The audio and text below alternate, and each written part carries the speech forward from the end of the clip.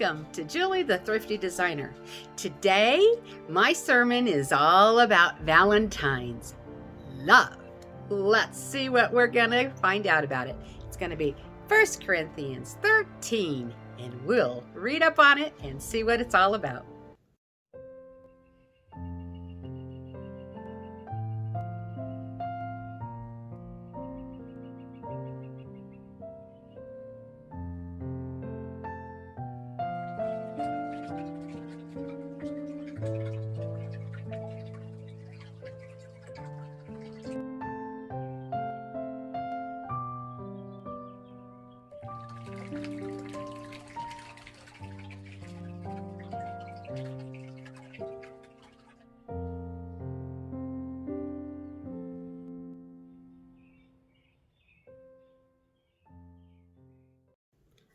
All right.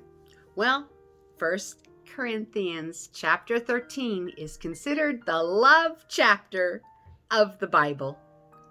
And so I just thought I would just start reading and we'll unpack it from there. So here we go. If I speak with tongues of men and of angels, but do not have love, I have become a noisy gong or a clanging cymbal. And if I have the gift of prophecy and know all mysteries and all knowledge, and if I have all faith so to remove mountains, but do not have love, I am nothing. And if I give all my possessions to feed the poor, and if I deliver my body to be burned, but do not have love, it profits me nothing.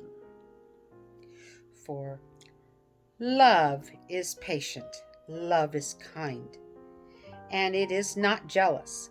Love does not brag and is not arrogant, does not act unbecomingly. It does not seek its own. It's not provoked, does not take into account the wrong suffering, does not rejoice in unrighteousness, but rejoices with the truth, bears all things, believes all things, hopes all things, endures all things. Love never fails. That's verse 8. Then the rest of it is more just talking about prophecies and gifts that I don't really want to get into. So we can skip that and we'll go to the very last, verse 13. And it says, but now abide faith, hope, love. Of these three, the greatest of these is love. So what I read was 1 Corinthians chapter 13, 1 through just the beginning of 8, and then I skipped down to 13. And I'm reading, the version I'm reading it from is the New American Standard. My son, I thought, fixed my screen so it shows it the way it's supposed to be, but apparently it didn't stay fixed. So it's backwards again. I am sorry for seeing love, all of these fun things backwards, but I guess that's just the way it goes. All right, so let's just start with, what is it talking about here? At the beginning, as if we have all these great and wonderful things that we can do for God. But in our hearts, if we don't have any love, what good is it? And then the Bible goes on to explain what love really is. So if you have the tongues and you can speak like angels and you can sound like gonging bells because it's nothing more than noise if you don't have love. So let's go to what really is love again. I read it, but let's take it verse kind of step by step here. Okay. Love is patient. That's sometimes very hard, especially when you're in a hurry to get something done and your loved one is just kind of lollygagging. They're not doing what you thought they were going to, whatever. And you're like, get patient here. Love is patience. It's not always easy to be patient, but we are to be patient. That's the number one thing that's listed here is love. And then love is kind. Sometimes we don't act kind to one another. Sometimes we get snippy. We may love the person, but sometimes we can get snippy at them. And that isn't really kindness, is it? And then it's not jealous. I have always said jealousy is not really of love. Jealousy is possession. If you cannot trust that person no matter what, and you're jealous of them if they even look at another person or talk to them, just say hello, you're possessing them. You're not loving them. Now, of course, if your loved one goes off and cheats all the time, you have a right to be jealous at that point. But if they're not, and they are really faithful to you and they love you, but you get jealous every time they may say hello to someone that's of the opposite sex of them, or, whatever way it is with them, and you get jealous, you're possessing them. You're not loving them. And there is a difference. Jealousy has a moment, yes. But to be always jealous, that isn't love. And that's what it says here. It is not jealous. Love does not brag. Oh, look at what I got. That's mine. Okay, that's bragging about what person you have on your arm here, You're not bragging about, oh, look at what great love I did. Yeah, you're just not going to brag about it. You're going to be loving, gentle, and kind, and not boastful. You're going to take an account of other people's feelings. They may not have someone. So you're not going to rub it in. You're not bragging. And you're not arrogant about it. Keep yourselves humble and gentle and kind and patient. It does not act unbecomingly. What would that mean? I think that word could be up for interpretation of what it means. Unbecomingly. I don't know. You're in a wonderful, settled-in relationship. Maybe you're not supposed to be flirting with somebody else just because you think you want to, or dressing a little risque when you shouldn't be, trying to attract when you're really not trying to attract. You don't want to bring attention to yourself when you are taken by your love, and you become flashy looking where the others are going, ooh, look at that person. And then you have to go, oh, wait, I'm taken, sorry. And then that person's like, but you look available. Yeah, you don't want to be unbecomingly like that. I think that's what that means. You keep yourself chaste, looking chaste even. It's not saying we can't wear cute clothes, but I think there's a point where, especially as women, we tend to want to still look really sexy. Now, we need to be sexy for our husbands, yes, but maybe not for other men that might really take you serious when you just think you're being cute. Be chaste a little bit. Keep yourself nice for your husband and everything like that. And it does not seek its own. Selfishness. Oh, that one's really easy for all of us to fall into. We really do. It's easy to be selfish. It's like, I want it my way.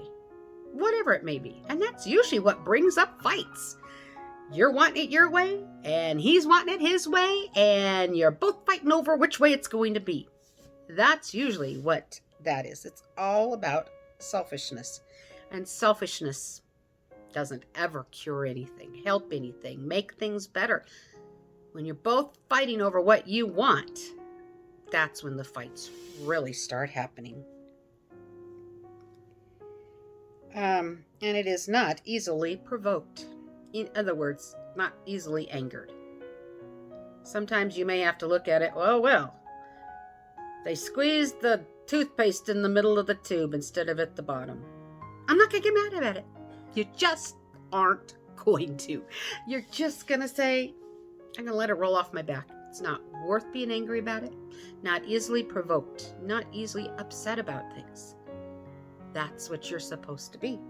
Real love here is harder to live up to than people think, because we do tend to have selfish love a lot. And love does not take into account of wrong suffered.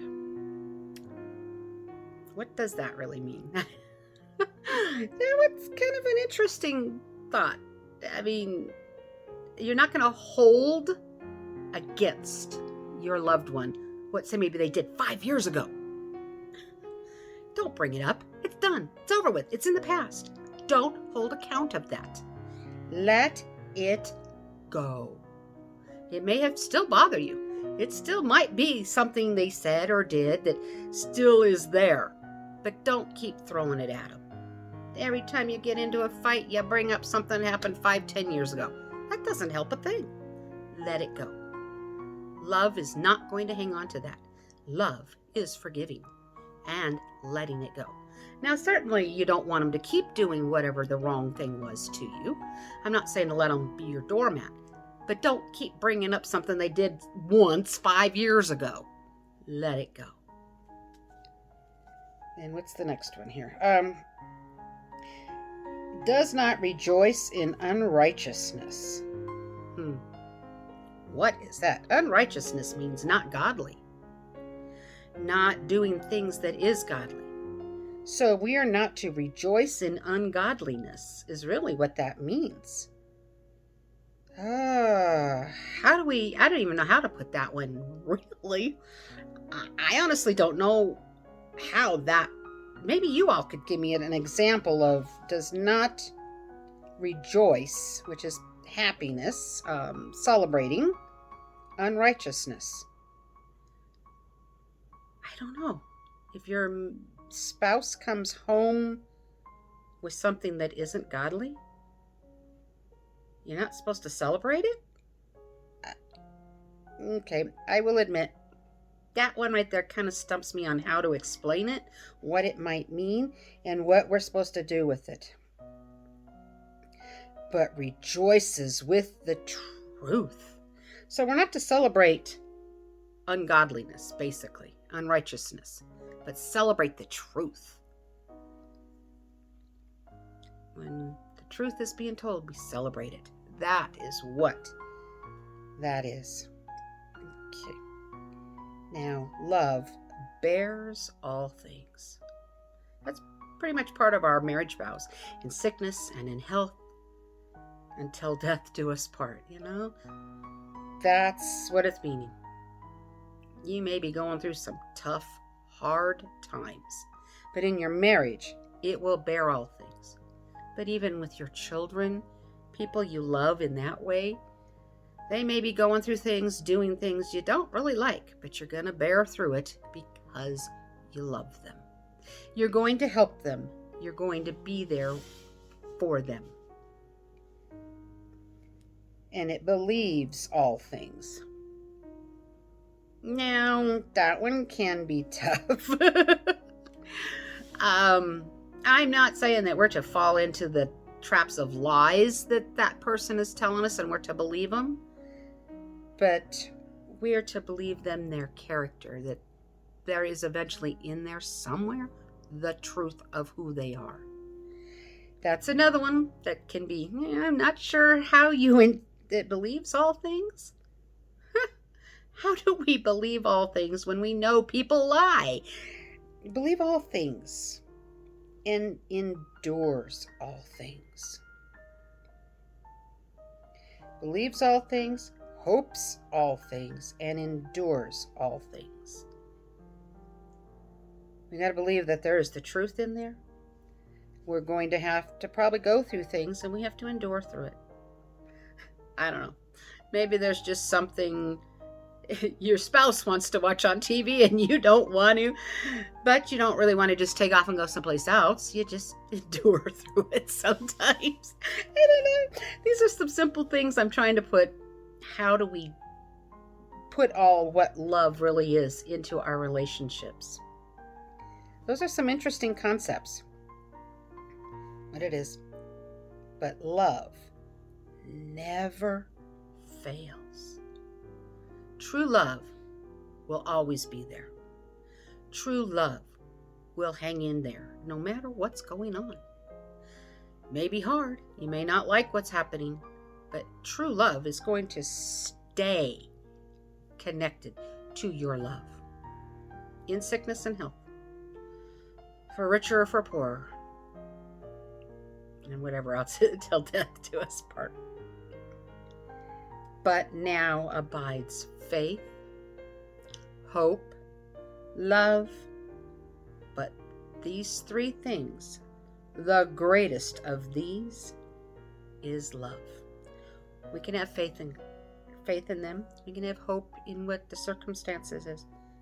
But the greatest of that really is love. We are to love one another. Husbands are to love their wives as Christ loved us. And that means Christ died on the cross.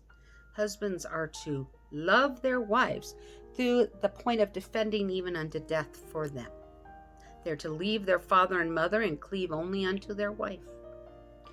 That's tough for men. I mean, in today's day especially. We're so free to do whatever. But there is that unconditional love you so much that you're there for. And the women's is more to honor and to respect. And there is the element of obeying your spouse. Not meaning he has to be the iron fist ruler over you. I don't mean that. You work together, but you have that respect and you let him be the leader of your home, because that's what Christ has asked, that the men are our spiritual leader of our home. Not that they're iron fisting, that's not right. That isn't godly.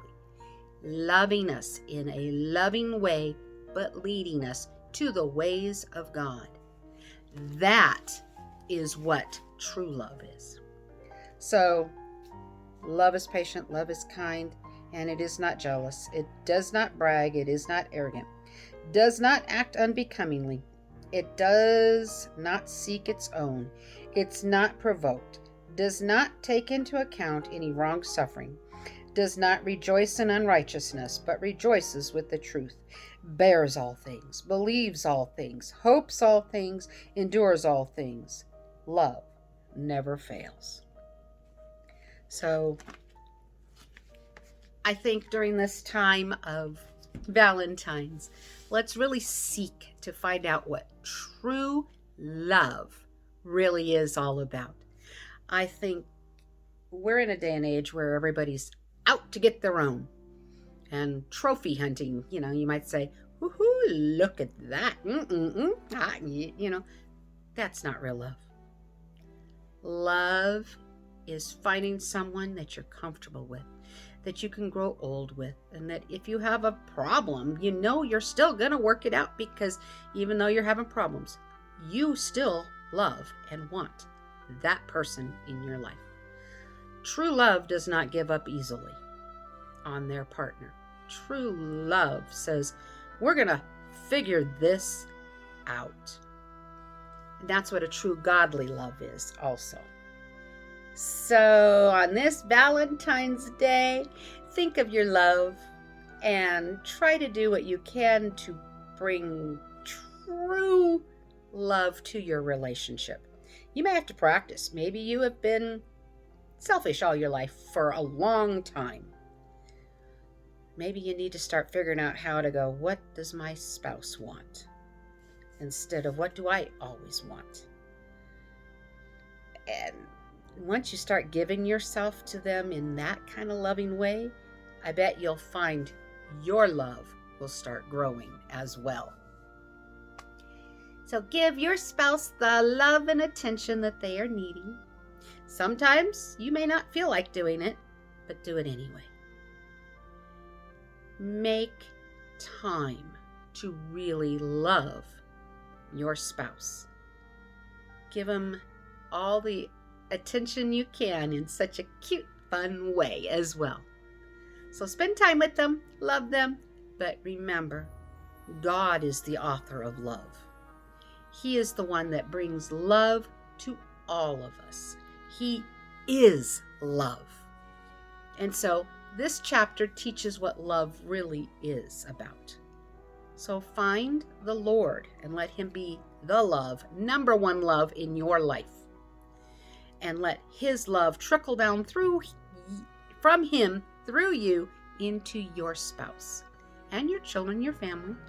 Love them all in a very godly way, and you will find true love and true happiness. And if you don't know the true, real love in this world, which is Jesus Christ, I invite you today to make sure you know Jesus as your Lord and Savior. He loved you so much that he died on the cross. For God so loved the world, you, that he gave his only begotten Son, that whosoever, you, believed in him shall not perish, but have everlasting life. When I was younger, I said you in this case, but when I was younger, someone said, say wherever it says whosoever, say your own name. So in this case, for God so loved Julie, that he gave his only begotten Son, that Julie will believe in him shall not perish, but have everlasting life. So where I inserted my name, Julie, you insert your name. That is how personal Jesus is for us. He loved us so much that he stretched out his arms and died for us. But he didn't stay dead. That's the amazing, wonderful part. He came back to life again. He rose from the grave victorious. And that's what we celebrate on Easter. And it's coming up pretty soon. But right now, let's focus on love. His love. Your love. How we mesh them together. And you have pure, real love. So, love your loved ones. Spend time with them. Quality time with them. And enjoy them. So I want to say thank you guys for watching, and you take care, and God bless. Happy moments with God, and truly, happy Valentine's Day. You take care now, till we meet each other again.